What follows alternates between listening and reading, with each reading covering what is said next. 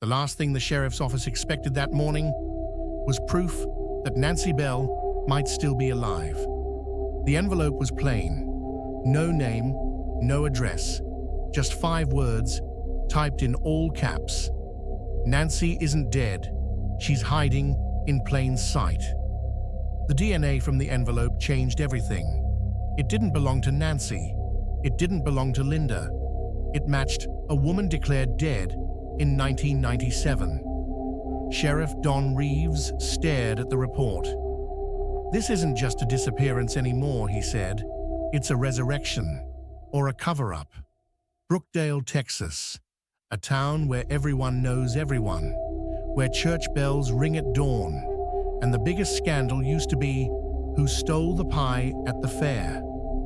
At the heart of it all stood St. Andrew's Church, led for 30 years by Pastor Harold Green, a man so respected that his word was almost gospel. But as detectives started digging, the perfect image of Brookdale began to crack. They found 3 missing women from the past, each connected to the same church, each one pronounced dead by Pastor Green himself. And now, a woman who supposedly died 26 years ago had just mailed a letter to the sheriff. Reeves ordered his team to reopen the St. Andrew's site. The basement floor, already ripped open once, was excavated deeper. At first, it looked like more concrete, then a glint of metal, a rusted drain pipe, one not listed in any blueprint. Inside, they found a stack of old photographs, damp but intact. Each photo showed women standing in choir robes, but one woman appeared again and again, smiling faintly, eyes hollow. Nancy Bell. Except the dates stamped on the photos were from before she was born. And carved into the basement wall, faint but visible, MLD, April 17th, 1994. The initials of Marjorie Lynn Dawes, the woman whose DNA was on that envelope. The same date Nancy disappeared, 19 years apart. When confronted, Pastor Green didn't deny the pattern. He just said quietly, "Some souls don't want to be found." Reeves pressed harder. "You signed 3 death certificates. Where are their bodies?" Green hesitated. Then, "I only helped them leave behind who they were." Leave behind. 2 words that sent chills through the entire department. That night, the sheriff's office received a second letter, handwritten this time. No fingerprints, no return address. Inside was a Polaroid. Nancy Bell, alive, sitting at a diner counter. The timestamp, 2 weeks ago. Reeves tracked the diner in the photo. Route 16 Cafe. A waitress confirmed it. She comes in every Thursday. Same booth, same coffee. Never talks. Always looks over her shoulder. Reeves checked the security footage. Nancy Bell, alive, nervous, watching the door like she expected someone to walk in. They missed her by hours. The next day, Reeves visited Linda Carter in prison. She looked fragile, but composed, her voice steady. "I told you I didn't kill her," she said. Then she added something that froze the room. "The woman you're looking for isn't Nancy Bell." Linda leaned closer. "She told me once. Her real name was Marjorie. The same woman from 1997. The same name carved into the basement wall." Linda whispered, "The pastor called it rebirth. Said it was God's mercy. But it wasn't mercy, Sheriff. It was burial." Armed with that tip, Reeves raided an old church retreat site known as Hollow Creek, a property owned by St. Andrews. What they found inside was straight out of a nightmare. A secret basement lined with women's IDs, passports, and photographs, each labeled with a new name, a new identity. On one wall, a phrase was painted in red. "To be reborn, you must first die." Old VHS tapes labeled renewal sessions played the pastor's voice, preaching, "Sin is a sickness. But here, we can cure it. You just have to let go of who you were." In the background of one tape, a woman's muffled cries were heard before the recording abruptly cut off.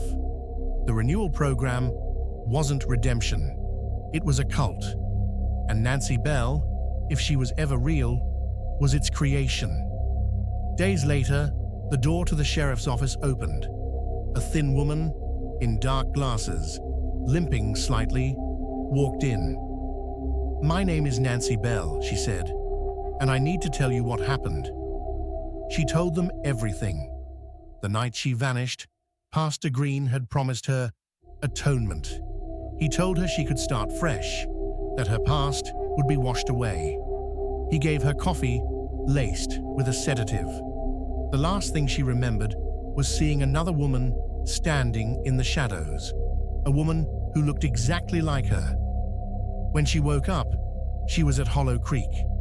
Different clothes, different name, a birth certificate waiting on the table. Green told her she had died and been reborn.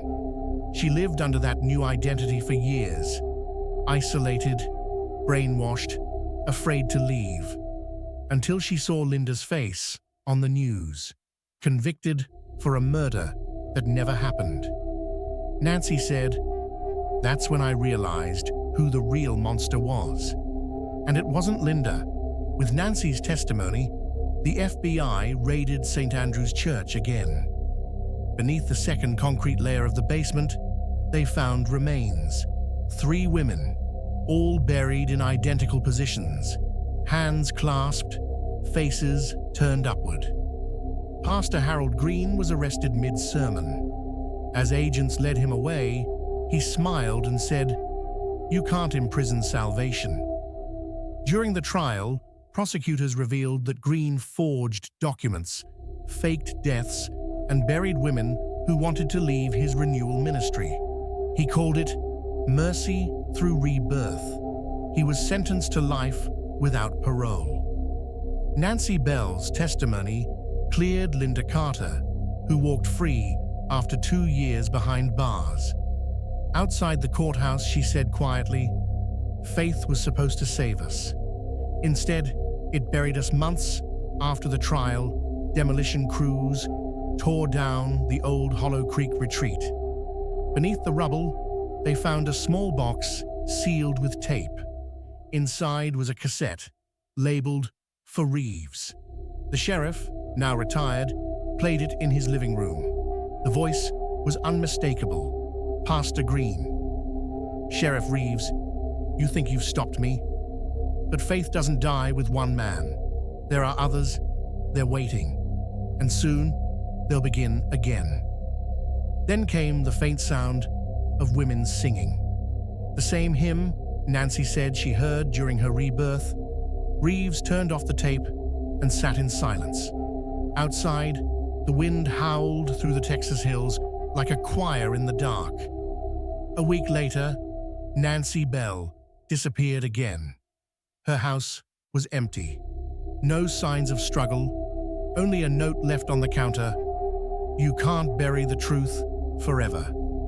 Investigators later discovered multiple churches across the southern United States linked to St. Andrew's renewal program. Many have since closed, but a few remain active under new names. To this day, no one knows how many women died to be reborn. And Nancy Bell, if that's even her real name, was never seen again. What do you think really happened to Nancy Bell? Was she running from something, or part of something darker? Tell us what you believe in the comments below. And if you want to keep uncovering the secrets small towns try to hide, hit that subscribe button, tap the notification bell, and share this story with someone who loves true crime that feels too real to be fiction. Because here, at Cold Case Stories, the truth isn't buried forever. It's just waiting to be found.